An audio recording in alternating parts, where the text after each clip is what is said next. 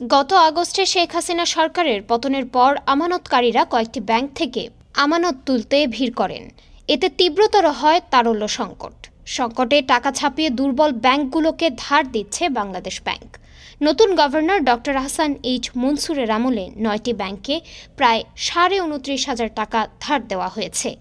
বাংলাদেশ ব্যাংকের সংশ্লিষ্টরা জানিয়েছেন, এর মধ্যে সোশ্যাল ইসলামী ব্যাংককে ৫,৫০০ কোটি টাকা এবং ফার্স্ট সিকিউরিটি ইসলামী ব্যাংকে প্রায় ৬,৫০০ কোটি টাকা দেওয়া হয়েছে।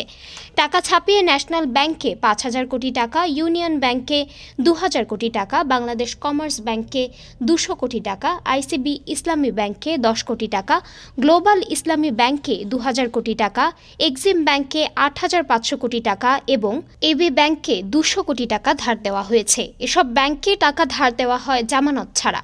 বিদায় বছরের শেষ দিকে এক সংবাদ সম্মেলনে গভর্নর আর টাকা ছাপাবেন না বলেছিলেন। আগের সে অবস্থান থেকে সাময়িকভাবে সরে এসে সংকটে থাকা ব্যাংকগুলোকে যে পরিমাণ তারল্য সহায়তা দেওয়া হবে, সমপরিমাণ টাকা বাজার থেকে বন্ড ছাড়ার মাধ্যমে তুলে নেওয়া হবে। ডেস্ক রিপোর্ট, আজ বার্তা, ঢাকা।